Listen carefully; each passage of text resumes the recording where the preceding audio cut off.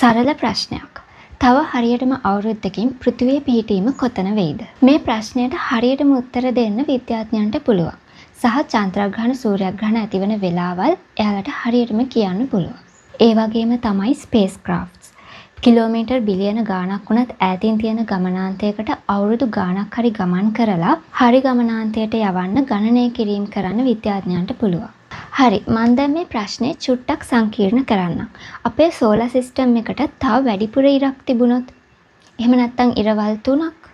එහෙම වුණොත් තව අවුරුදු ගානකින් පෘථිවිය පිහිටීම අපිට ප්‍රෙඩික්ට් කරන්න පුළුවන්ද? පුදුම හිතෙන දේ තමයි තවමත් කවුරුත් මේකට පොදු ගණිතමය සමීකරණයක් හොයාගෙන නැහැ. මේකට කියන්නේ 3 body problem කියලා. අවුරුදු 300කට පස්සෙත් ගණිතය සහ භෞතික විද්‍යාවේ නොවිසඳුණු ප්‍රශ්නයක්. ඇයි එක ඔබ්ජෙක්ට් එකක් ඇඩ් කරා කියලා මේක මෙච්චර කම්ප්ලෙක්ස් වෙන්නේ? 1687 අයිසෙක් නිව්ටන් භෞතික විද්‍යාවේ ඉතාම වැදගත් පබ්ලිකේෂන් එකක් කරනවා. මේකදී ඔහු ඉදිරිපත් කරනවා The Law of Universal Gravitation. මේකදී අදහස සරලයි. ස්කන්ධයක් සහිත වස්තුන් අනිත් හැම වස්තුවක්ම ආකර්ෂණය කරනවා. ස්කන්ධය වැඩි වෙන්න ඇති කරන්න පුළුවන් ආකර්ෂණය වැඩි. වස්තුන් අතර දුර වැඩි වෙන්න ආකර්ෂණය අඩුයි. තනි නියමයකින් විස්තර වෙනවා ඇපල් ගෙඩියක් ගහකින් බිමට වැටෙන්න හේතුවේ ඉඳලා හඳ පෘථිවිය වටේ ගමන් කරන්නත් පෘථිවිය සූර්යයා වටේ ගමන් කරන්නත් හේතුව. හිතන්න වස්තුන් දෙකක් විතරක් තියෙන විශ්වයක් ගැන. පෘථිවිය සහ සූර්යයා හෝ පෘථිවිය සහ හඳ. මේ වස්තුන් එකිනෙක ආකර්ෂණය කරනවා. විශේෂත්වය තමයි මේ පද්ධතියෙන් විස්තර කරන්න තනි ගණිතමය විසඳුමක් තියෙනවා.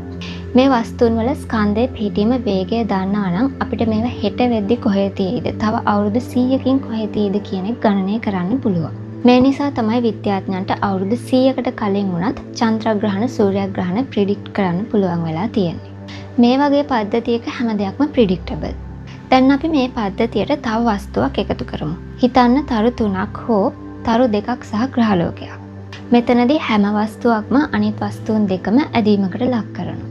එක වස්තුවක් චලනය වුණාම ඒ මගින් අනිත් වස්තුන් දෙකට ඇතිවෙන ගුරුත්ව බලය වෙනස් වෙනවා.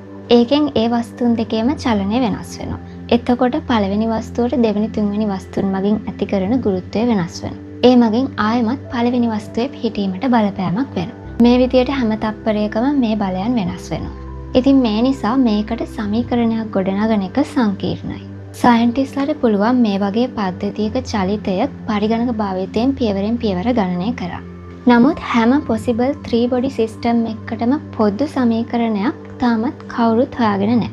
මේකට තමයි 3 body problem කියලා කියන්නේ. කොහොම හරි නිව්ටන් විසින් මේ කාලේදී තේරුම් ගන්නවා තව වස්තුවක් වැඩි කරොත් ගුරුත්වාකර්ෂණ බලය ගණනය කරන එක සංකීර්ණ වෙනවා කියලා. ඊළඟ ශතවර්ෂයන් දෙකේම ගණිතඥයෝ උත්සාහ කරා මේ ප්‍රශ්නෙට සම්පූර්ණ විසඳුමක් ගේන්න.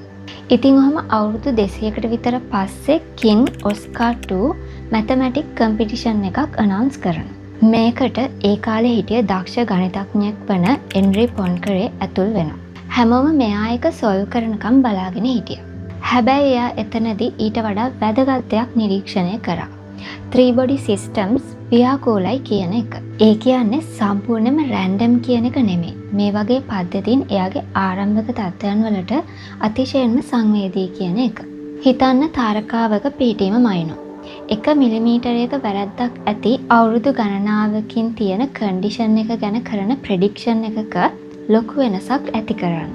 විනාඩියකට පස්සේ වගේ නම් මේක ලොකු වෙනසක් නැති වෙයි. හැබැයි අවුරුදු දසදහස් ගණනක් යනකොට ප්‍රෙඩික්ෂන් එක සම්පූර්ණයෙන්ම වෙනස් වෙන්න පුළුවන්. ඉතා කුඩා එර එකක් වුණත් කාලයත් එක්ක ලොකු එර එකක් විදියට ග්‍රෝ වෙන්න පුළුවන්. මේ නිරීක්ෂණයන් තමයි පස්සේ කාලෙකදී කේයොස් තියරි එකටත් මූලික වෙන්නේ. අයින්ස්ටයින්ගේ ගුරුත්වය ගැන තියරි පවා මේකට විසඳුමක් ගෙනාවේ නැහැ. ඔව්, නිව්ටන්ගේ පැහැදිලි කිරීමට වඩා සම්පූර්ණ පැහැදිලි කිරීමක් අපිට අයින්ස්ටයින්ගේ ජෙනරල් රිලේටිවිටි මගින් ලැබුණා. හැබැයි මේ තියරි දෙකෙන් මොන තියරි එක පාවිච්චි කරත් 3 body problem එකට පොදු ගණිතමය විසඳුමක් ගේන්න බැරි වෙලා තියෙනවා. අනික ජෙනරල් රිලේටිවිටි යටතේ ගණිතමය කොටස් තවත් සංකීර්ණ වෙනවා. මේ වගේ පද්ධතියෙන් අපිට ඇත්ත ලෝකය දැක ගන්න පුළුවන්ද? ඔව්, මේ වගේ තාරකා තුනේ පද්ධතින් විද්‍යාඥයන් විසින් නිරීක්ෂණය කළා තියෙනවා. හැම වස්තුවකටම අනිත් වස්තුන් දෙකට බලපෑමක් කරන්න පුළුවන් විදිහේ ගුරුත්වයක් තියෙනවා. මේ වගේ පද්ධතියක ස්ටාර්ටින් කන්ඩිෂන් එක අනුව නැත්නම් ආරම්භක තත්ත්වයන් යටතේ පද්ධතියේ ස්වභාවය තීරණය වෙනවා. සමහර ඒවා අවුරුදු බිලියන ගාණක් වුණත් ස්ථායීව පවතිනවා. සමහර ඒවා කාලයත් එක්ක අස්ථායී වෙනවා. සමහර ඒවා සම්පූර්ණ පද්ධතියම රීඅරේන්ජ් වෙනවා. සමහර අවස්ථාවල එක වස්තුවක් පද්ධතියෙන් එළියට විස් වෙලා යන්න උනත් පුළුවන්. එහෙම අවස්ථාවකදී ඉතිරි වෙන වස්තුන් දෙක ස්ථායී බයිනරි සිස්ටම් එකක් බවට පත් වෙනවා.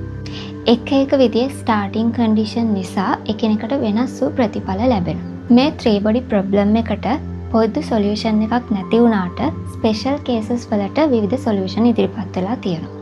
එහෙම එකක් 1772 දී ජෝසප් ලුයිස් ලැග්‍රේන්ජ් විසින් හොයාගත්තා.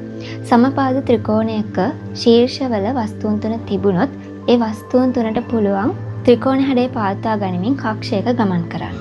මේ විසඳුම නිසා පස්සේ කාලෙකදී නිරීක්ෂණය කරපු දෙයක් තමයි ලැග්‍රේන්ජ් පොයින්ට්ස්. පෘථිවිය හඳ වගේ වස්තුන් වල ගුරුත්වය ප්‍රයෝජනයට අරන් ස්පේස් ක්‍රාෆ්ට් එකක් ස්ටේබල්ව තියාගන්න පුළුවන් ලක්ෂයන්. වර්තමානයේ ජේම්ස් වෙබ් ටෙලස්කෝප් එක මෙහෙම ලක්ෂයක් වටා තමයි කක්ෂගත වෙලා තියෙන්නේ. තවත් මේ වගේ විසඳුම් තමයි figure 8 solution, collinear solution කියලා කියන්නේ. ඒ කියන්නේ 3 body problem සම්පූර්ණයෙන්ම ව්‍යාකූල නැහැ. මේ ව්‍යාකූල බව ඇතුලේ pockets of order හෝ සැඟවුණු ක්‍රමවත් බවක් සහිත කලාප තියෙනවා. සමහර solution stable, සමහර solution unstable. මේ දෙක අතර මායිම ඊටාම පොඩි.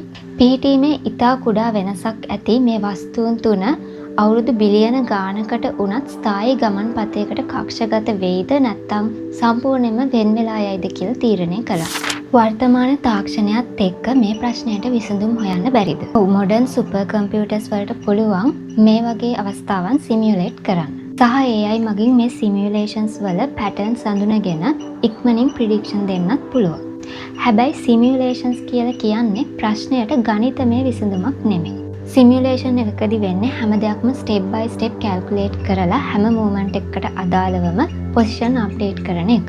හැබැයි ඇත්තම ගණිතමය විසඳුමක් කියන්නේ එහෙම එකක් නෙවෙයි. හැම අවස්ථාවකම නිරූපණය කරන හැම අවස්ථාවකටම විසඳුම දෙන්න පුළුවන් තනි සමීකරණයක්. ඉතින් ඒ වගේ ෆයිනල් සොලියුෂන් එකක් තමයි තාම හොයාගෙන නැත්තේ. ස්පේස් මිෂන් වලදී මේ 3 body problem එක අපිට හම්බ වෙනවා. මූන් මිෂන් එකක් ගත්තොත් සඳ, පෘථිවිය, ස්පේස් ක්‍රාෆ්ට් එක සහ ඉරේ බලපෑමක් තියෙනවා. මේ වගේ අවස්ථාවන් හඳුන්වනවා restricted 3 body problem කියලා. මේ මිෂන්ස් වලදී සිමියුලේෂන්ස් තමයි යොදාගන්නේ. ඉස්සර සයන්ටිස්ට්ලා විශ්වාස කරා අපි මේ තියරියට අදාළ හැම ලෝ එකක්ම අඳුනගත්තොත් සහ හැම ස්ටාර්ටින් කන්ඩිෂන් එකක්ම අඳුනගත්තොත් මේ හැම අවස්ථාවකටම ගැලපෙන්න විසඳුමක් දෙන්න පුළුවන් කියලා. ඒ වුණාට හෙන්රි පොන්කරේ වගේ විද්‍යාඥයන්ගේ සොයාගැනීම් මගින් විශ්වය ගැන එක දෙයක් පැහැදිලි වුණා. අපි හැම ලෝ එකක්ම හරියටම දැනගෙන හිටියත් ස්ටාර්ටින් කන්ඩිෂන් ඉතාමත් නිර්වද්‍යව මැනගන්න බැරි නිසා සහ ඒවට තියෙන අතිශය සංවේදී බව නිසා ඇත්ත ලෝකයේදී හරියටම ලොං ටර්ම් ප්‍රෙඩික්ෂන් එකක් කරන එක ඉතාම අමාරුයි කියලා. 3 body problem කියන්නේ 3 object cannot be predicted කියන එක නෙවෙයි.